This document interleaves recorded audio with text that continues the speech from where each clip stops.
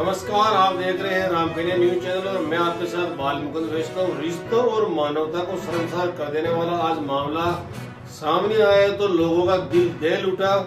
जिस बाप ने अपने बेटे को बड़े अरमानों से पाल पोस कर बड़ा किया, उसी बाप ने अपने ही बेटे की गोली मारकर हत्या कर दी। उसके बाद कमरे में बंद होकर बाप ने अपने भी गोली मारकर आत्महत्या कर ली।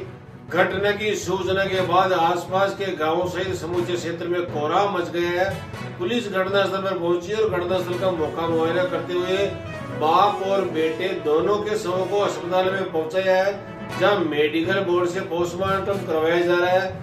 इस घटना की सूचना आग की तरह समूचे क्षेत्र में फैल गई, जिसके चलते घटनास्थल पर भारी भीड़ जमा हो गई है, जिसके चलते पुलिस को काफी मशक्कत करनी पड़ी। किसी ने सपने में भी नहीं सोचा था कि छोटे मोटे विवाद का मामला हत्या तक पहुंच जाएगा। बाप और बेटे दोनों में जमीन के विवाद को लेकर अड़बन चल रही थी, जिसके चलते दोनों में आपसी कहासुनी हुई। उसके बाद बाप ने अपने बेटे को साथ बिठाकर भोजन किया। उसके बाद उसी बाप ने देसी कट्टे से 20 वर्षीय अपने बच्चे के फायर कर दिया, जिसके चलते बच्चे की घटनास्थल पर ही मौत हो गई। वहीं घटना से आहत होकर बाप ने भी अपने आप को कमरे में बंद करके खुद की गोली मार ली, जिसके चलते बाप और बेटे दोनों की मौत हो गई। जब एक साथ एक ही परिवार में बाप बेटों की हत्या एक साथ उठी तो कोहराम मच गया। जमीनी विवाद के चलते एक बाप ने अपने जवान बेटे को गोली मारकर उसकी हत्या कर दी। उसके बाद घर में कमरा बंद कर खुद को भी गोली मारकर जान दे दी। बाप बेटे की मौत से घर में कोहराम मच गया। वही पूरा गांव दहल उठा और चारों तरफ मातमी माहौल है।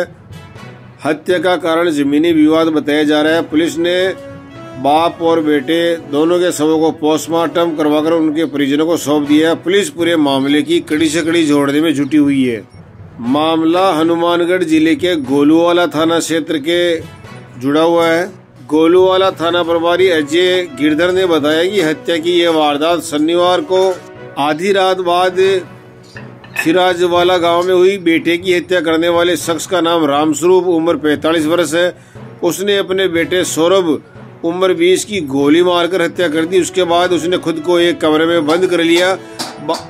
बाद में उसने खुद को भी गोली मारकर आत्महत्या कर ली। घटना की सूचना मिलने के बाद गोलूवाला पुलिस मौके पर पहुंची और उच्च अधिकारियों को सूचना दी।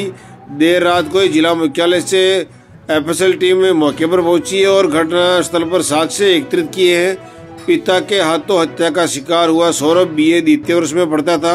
रामस्वरूप में हत्या और आत्महत्या के लिए देसी कट्टे का इस्तेमाल किया था। पुलिस ने देसी कट्टा और 2 जिंदा कारतूस तथा चले हुए कारतूस के खोल बरामद कर लिए हैं।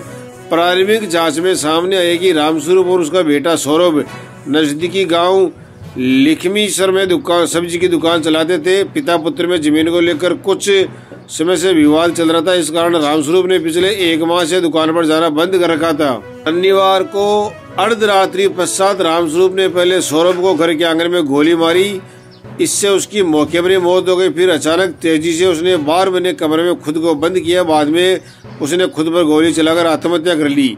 यह परिवार सिराजवाला गांव के पास ही अपनी पुश्तैनी जमीन में ढाणी बनाकर रहता है।